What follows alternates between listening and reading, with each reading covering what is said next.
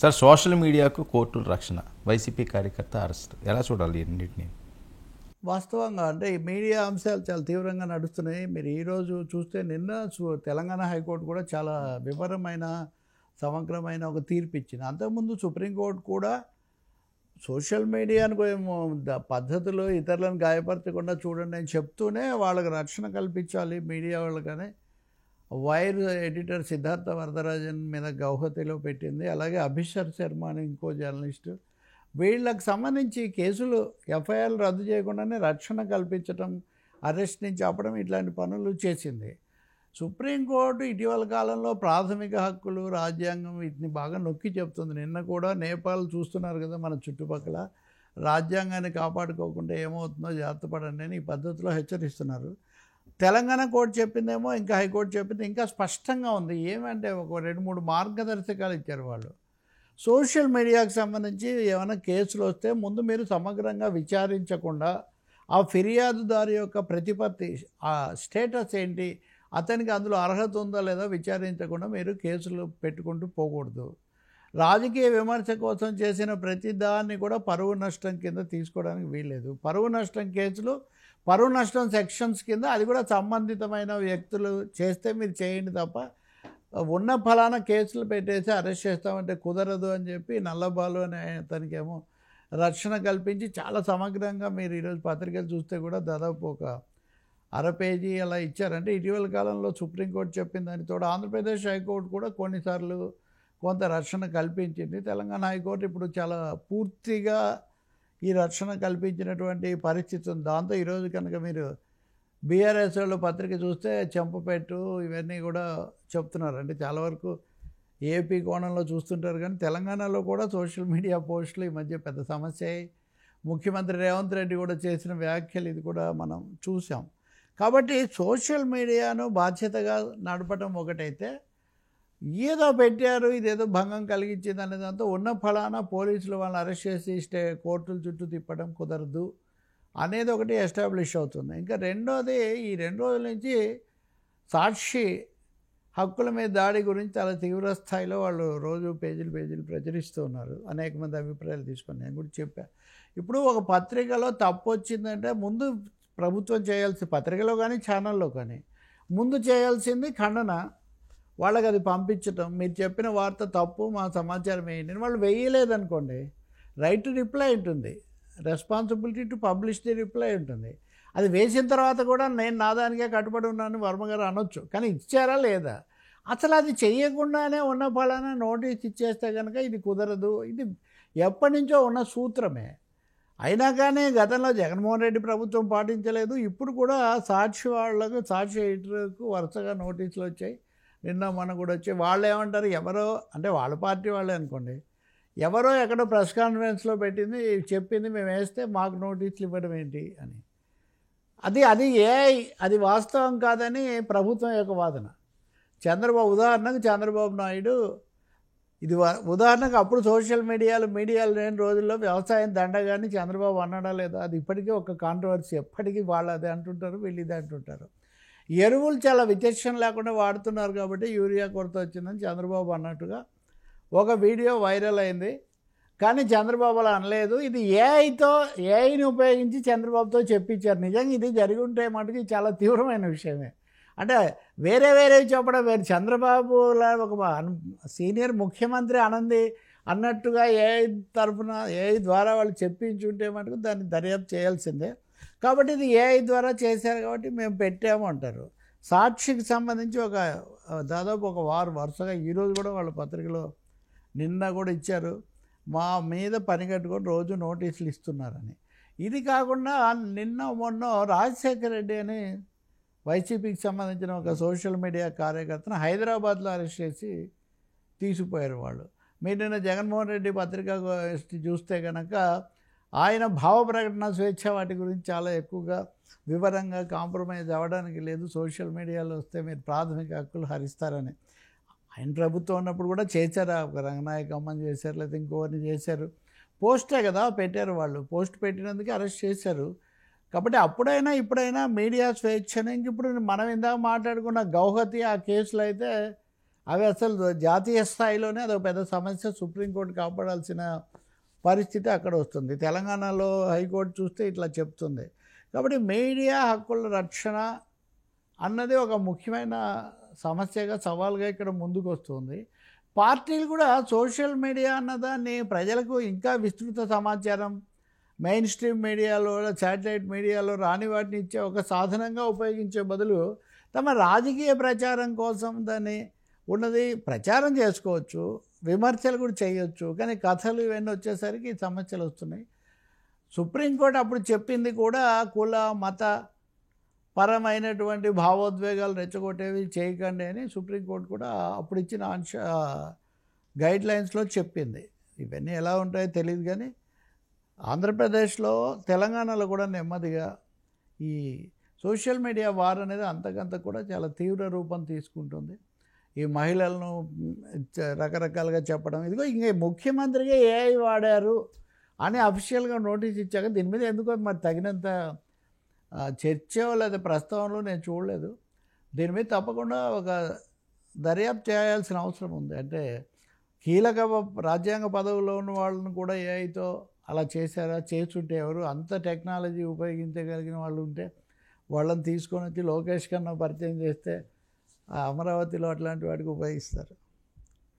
But Telangana high court నేను ఇచ్చిన తీర్పును మటుకు మీడియా వాళ్ళు కానీ రాజకీయ పార్టీలు అందరూ అధ్యయనం చేయాల్సిన అవసరం కూడా ఒకటి ఉంది. సార్, కూటమి సీఎం ఫోకస్ ఎన్నికలకు సిద్ధమా? ఎవరి ప్లాన్ వర్కౌట్ అవుతుంది? ఇక్కడ ప్లాన్ అన్నది ఇక్కడ ప్రధానంగా కూటమి నిన్న వాళ్ళు సూపర్ హిట్ అని మీటింగ్ పెట్టారు కదా, వాళ్ళు పెట్టక ముందే జగన్మోహన్ రెడ్డి ఏమో సూపర్ ఫ్లాప్ అని ఆయన పొద్దున్న చెప్పారు. ఇక సభ అయితే బాగా భారీగానే జరిగింది. ఆ ప్రసంగంలో ఒక తేడా అయితే గమనిస్తాం మనం. మేము పథకాలు బాగా చేసాము, ఇవన్నీ అమలు చేసాము, డబ్బు లేకపోయినా చేసామంటే పవన్ కళ్యాణ్ అయితే మామూలుగా ఎంతో ఎమోషనల్గా ఒక్కోసారి తీవ్రమైన, కానీ నిన్న ఆయన పూర్తిగా పథకాలే చప్పట్లు కొట్టినా ఏమొచ్చినా కానీ చాలా పథకాల వరకు ఆయన పరిమితమయ్యారు. అనంతపురం కరువు అట్లాంటి విషయాలు చెప్పి. చంద్రబాబు నాయుడు మాత్రం కొంచెం సీరియస్గానే సవాళ్ళు, చేతనైతే అసెంబ్లీకి అక్కడ చూసుకుందాము, లేకపోతే ఇట్లాంటివన్నీ కొన్ని సవాళ్ళు. లోకేష్ ఏమో లేడు, మీరు అదే ఇంట్రెస్టింగ్. అంటే ఇద్దరు యంగ్ లీడర్స్ ఏమో, ఒక ఆయన లేరు, ఒక ఆయన ఉన్నాయని కూడా రిస్ట్రైన్డ్గా మాట్లాడాడు. పెద్ద ఆయనే చాలా వీరభద్రుడిలాగా అక్కడ విజృంభించి ఆయన మాట్లాడేశారు. జనం విపరీతంగా వచ్చారు. చంద్రబాబుకి అప్లాస్ కూడా ఆ సభ అనంతపూర్లో ఎప్పుడూ వాళ్ళకి బలం ఉంది, అది బాగానే ఉంది. కానీ ఇక్కడ ఎక్కువ మంది చూస్తుంది ఏంటంటే, ఎందుకు మొన్న కడపలోనేమో మహానాడు పెట్టి పులివెందుల మీద చాలా ఫోకస్ పెట్టి, ఇప్పుడు అనంతపూర్లో మళ్ళీ ఇది పెట్టి, ఇవన్నీ చేయడం ద్వారా రాబోయే ఎన్నికలలో సీమ మీద ఫోకస్ అనేది చాలా స్పష్టంగా పెట్టబోతుంది కూటమి, ముఖ్యంగా తెలుగుదేశం పార్టీ. లోకేష్ మొన్న మేము 2029లో కూడా బీజేపీతోనే ఉంటామని చెప్పిన తర్వాత, పవన్ కళ్యాణ్ 15 ఏళ్ళు ఉంటామని చెప్పిన తర్వాత కూటమి కలిసే ఉంటుంది అన్నది ఇంక ఏమాత్రం తేడా లేని విషయం అని ఒకటి అర్థమైపోయింది. దాంతో నేను నిన్న చూస్తున్న ఒక బీజేపీకి కాస్త అనుకూలంగా ఉండే మీడియా మిత్రులు వాళ్ళు చేసే వ్యాఖ్యలు చూస్తుంటే, జగన్ ఆశ నిరాశేనా ఇట్లాంటివి పెట్టారు. అంటే వీళ్ళిద్దరు కలిసి ఉంటారు కాబట్టి ఆయన ఆశ నిరాశ అన్న పద్ధతిలో వాళ్ళు. కానీ ఏం జరిగినా సామాజిక కోణంలో లేదా రెడ్లు వర్సెస్ ఇతరులు అన్నది తీసుకున్నా, లేకపోతే వైసీపీకి ఇప్పుడున్న బలం రీత్యా తీసుకున్నా, రాయలసీమలో దెబ్బతీయటం అనేది చాలా కీలకమవుతుంది. కాబట్టి 2019లోనేమో చంద్రబాబు నాయుడు, నందమూరి బాలకృష్ణ, ఇంకొకరు ఎవరన్నా తప్ప ఎవరు రాయలసీమ నుంచి గెలవలేదు. ఇప్పుడు కూడా వైసీపీకి 11 సీట్లు ఉన్నాయంటే ఇందులో 7 సీట్లు రాయలసీమ నుంచే ఉన్నాయి.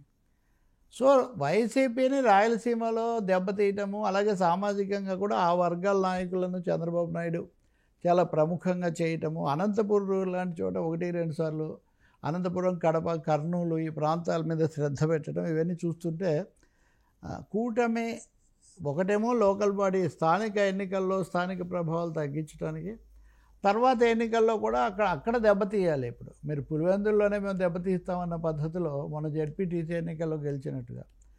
కాబట్టి నిన్న సభలో నిన్నేమో ఎన్నికలు లేవు, ఉదాహరణగా పథకాలు అవి కొనసాగుతున్నవే కానీ తేడాలు ఎలా ఉన్నా.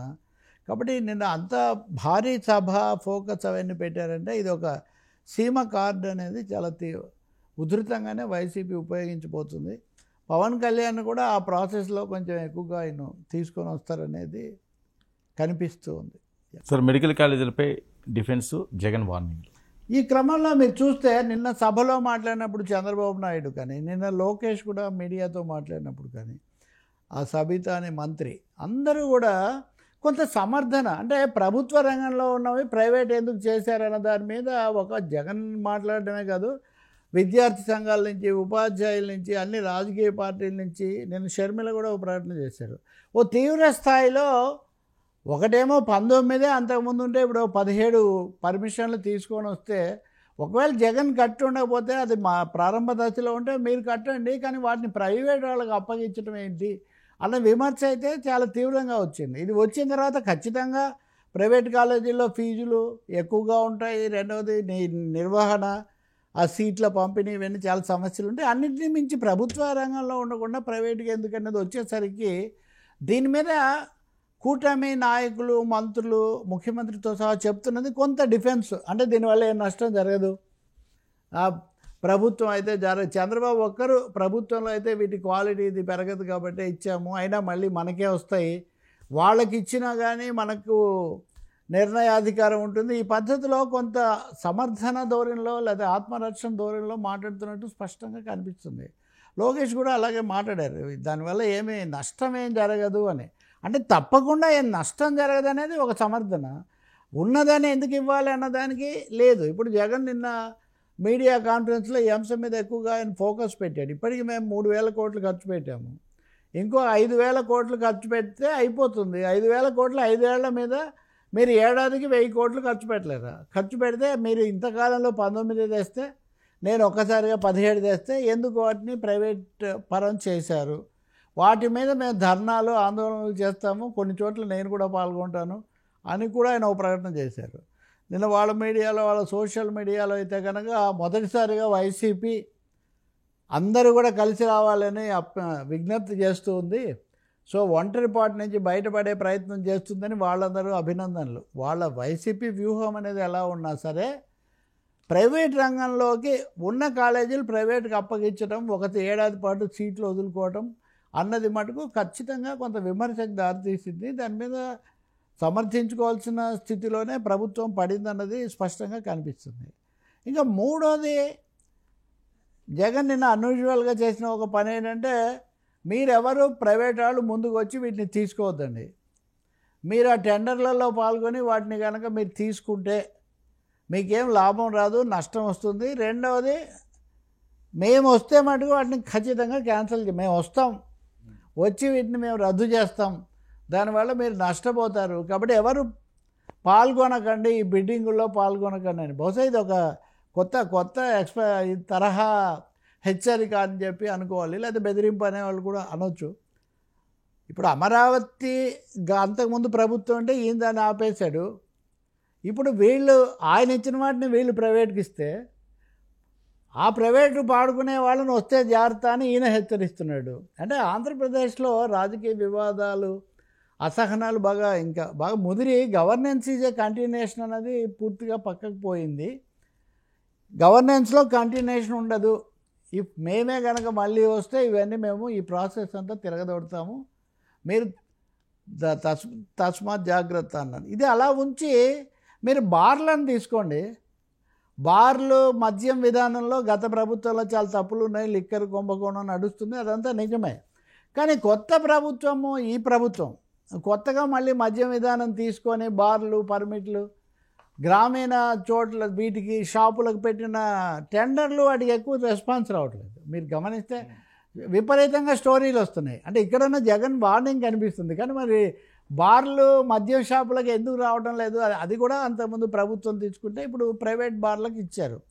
నేనైతే కొన్ని వార్తలు కూడా చూసాను, ఇంకా అధికారులు ఒత్తిడికి గురైపోయి ఊరికే పాడుకోండి, తర్వాత మీరు ఏదైనా చేసుకుందరు కానీ అనే పద్ధతిలో కూడా వాళ్ళు వెంటబడి పాడించడానికి ప్రయత్నిస్తున్నారు. అర్బన్ ఏరియాస్లో కొంతవరకు ఆక్షన్లో పాల్గొని తీసుకున్నారే కానీ గ్రామీణ ప్రాంతాల్లో అసలే తీసుకోవట్లేదు. ఎప్పుడైతే మీరు బార్కు లేదా షాపులకు పర్మిట్ రూమ్ ఇచ్చారో, షాపుకు పర్మిట్ రూమ్ ఇస్తే అది దాదాపు బార్ అయిపోతుంది, ఇంకా అక్కడే అవుతుంది కదా, మా గ్రామాలకు వచ్చి ఎవరు తీసుకుంటారు అనేది ఒకటి. బహుశా ఇందాక చెప్పిన ఈ వ్యవహారం కూడా కారణం అయిండొచ్చు. కాబట్టి ప్రైవేట్ వాళ్ళు వచ్చి ఏదైనా తీసుకోవడం అన్నదానికి మటుకు ఇది ఒక హెచ్చరికలాగా భవిష్యత్తులో వస్తే ఏం జరుగుతుందని మీరు గుర్తు చేసుకుంటే చంద్రబాబు కూడా అంటుండేవాళ్ళు మొదట్లో, మేము ఎక్కడికి వెళ్ళినా కానీ మళ్ళీ జగన్ వస్తే మాకు ఇది కుదురుతుందో లేదో అని వాళ్ళు వెనకాడుతున్నారు, రాష్ట్రం యొక్క ఇమేజ్ పాడైపోయింది అని చెప్తుండేవాళ్ళు.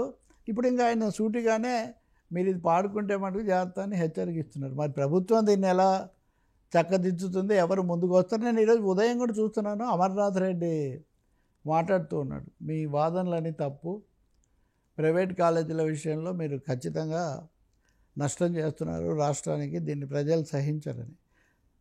విద్యార్థులు కూడా ఖచ్చితంగా దీని మీద, తల్లిదండ్రులు విద్యార్థులు కూడా ఎందుకు భారాలు ఫీజులు ఇంకొకటి పెంచి, మీకు బాగా తెలుసు కదా. సో విద్యార్థులు వాళ్ళ తల్లిదండ్రులకు ఆ వాతావరణం మటుకు ఒకటి వచ్చింది.